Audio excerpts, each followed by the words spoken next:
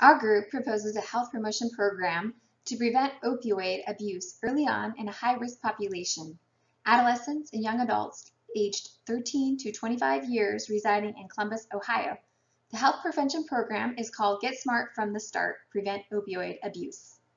There are several reasons for why we are focusing on opioids.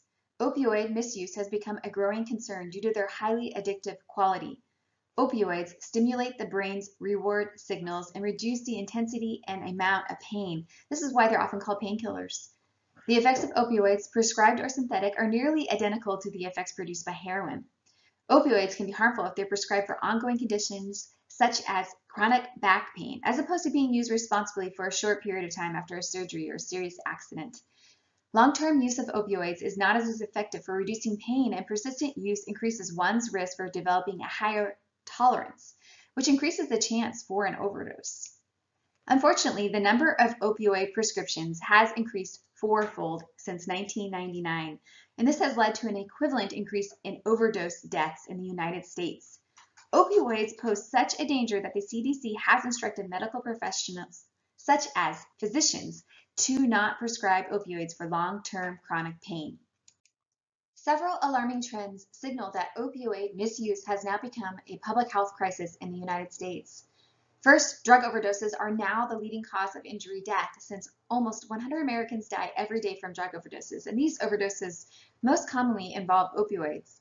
Second, the use of fentanyl, a potent, inexpensive type of opioid, has dramatically increased.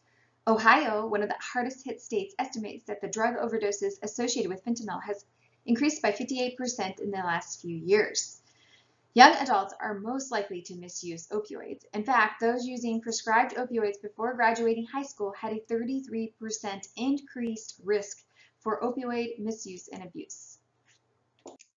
To address the opioid concerns effectively and proactively, a health education and health communication program is proposed that will focus on preventing opioid abuse in a high-risk group, young adults and adolescents residing in one of the hardest hit areas, Columbus, Ohio. The educational sessions will extend for 3 months and would include the most effective interactive education and skills building curriculum available. Overall, the program will focus on equipping the recipients with education to understand the dangers of opioids and recognize at least 3 signs of opioid misuse. The program will empower participants by giving them knowledge on smart behavior choices for dealing with stress in a healthy way.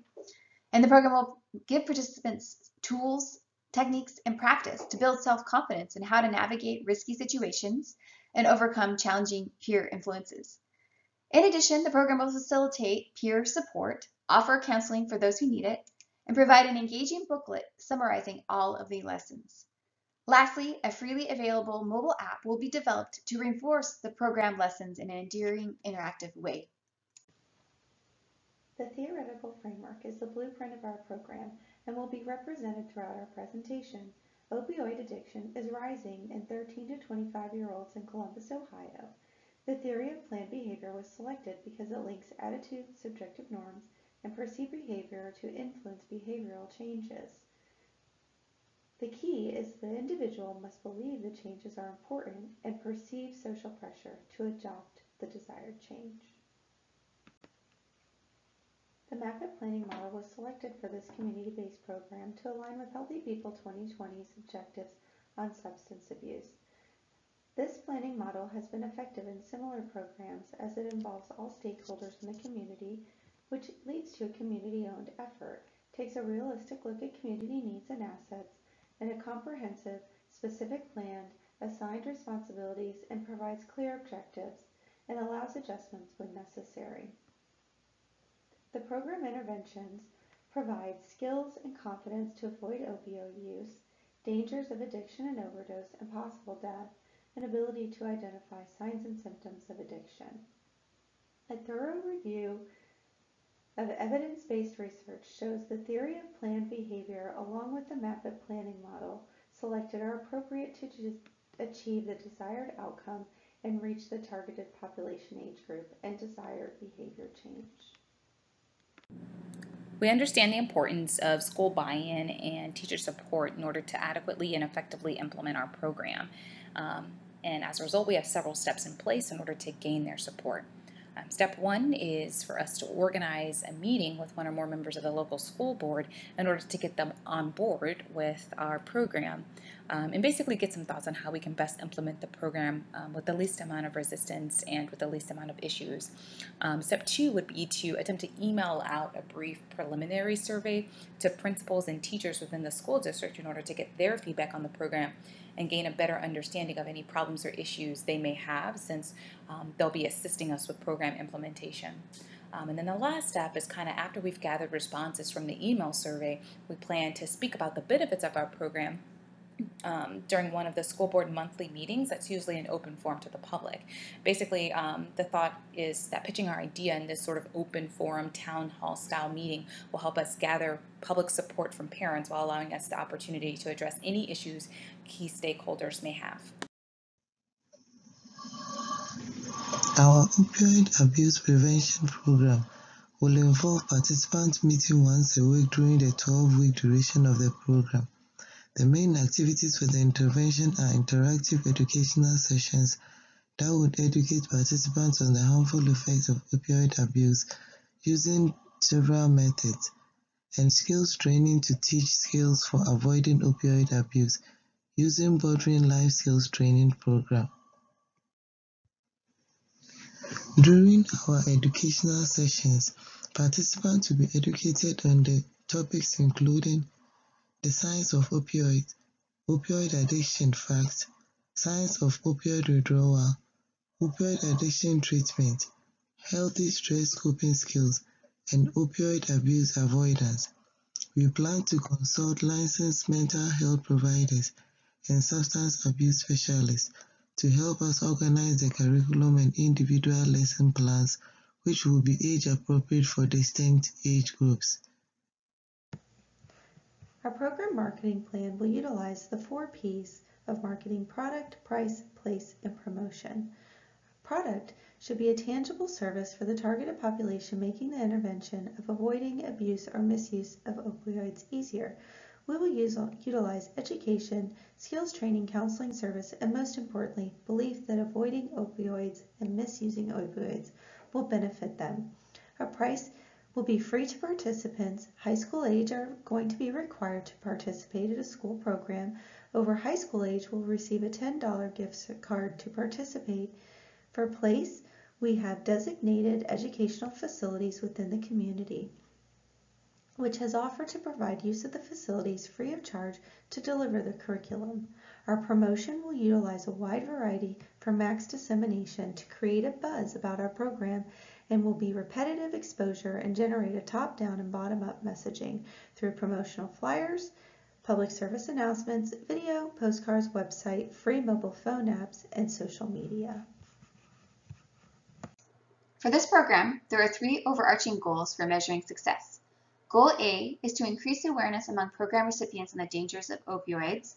Goal B is to prevent the misuse of opioids among the participants. Goal C is to reduce the number addicted and overdosing on opioids in the target population. Achievement of these goals will be measured by 5 specific, measurable, achievable, realistic, and time-phased objectives, also known as SMART objectives. To achieve Goal A, objectives A1 and A2 call for at least half of the program recipients to be able to perceive the dangers of opioid addiction and identify at least 3 signs of opioid addiction long after the education program concludes. The objective for Goal B is to have at least 30% of the recipients more confident in their ability to avoid misusing opioids long after the education program concludes. For Goal C, Objective C1 calls for at least 60% of the participants to have never tried an opioid 1 year after the intervention concludes. And Objective C2 aims to reduce the percent of unintentional opioid overdoses by 2% 2 years after the intervention ends. In discussing our program evaluation plan, it is important to distinguish between formative evaluation and summative evaluation. On the left-hand side, you'll see our formative evaluation, which we utilize as an ongoing process occurring from program inception to program implementation. Here we plan to utilize electronic project diaries for both staff and participants, and we will subsequently review them for trend. We hope to be able to answer questions such as, are we meeting the actual needs of the population? We will also utilize a focus group, which will be conducted at the midway point of our program. direct observation throughout the program to ensure adherence to curriculum and to evaluate our engagement. And lastly, we will utilize our cost evaluation to compare the program costs versus things like admittance to a hospital, admittance to a rehabilitation, and ambulance costs for opioid overdose. On the right side, let's take a high-level look at our summative evaluation tools. Summative evaluation occurs at and after the conclusion of our program. We will utilize this to assess the immediate effectiveness of our efforts. We will do this with Objective A1 and B, utilizing a pre-evaluation survey and 2 post-evaluation surveys after and a year later. For our Objective A-2 and C-1, we will utilize a pre-evaluation survey and 3 post-evaluation surveys after 3 months, after the program, and a year later. Lastly, Objective C-2, we will utilize emergency department, treatment, and death records at Columbus hospitals. Lastly, it's crucial to realize that when a gap is found, we need to make sure our program is adjusting. In conclusion, this program is expected to be effective since the timing is right and the need is high, and the approach is proactive since it targets young persons. In addition, the program will be effective since it integrates educational curriculum that will be pilot tested and age appropriate for different population sectors such as middle school aged youth, high school aged persons, and college aged young adults. Also, the release of promotional pieces on the program, such as through public service announcements, will boost exposure to the program messages.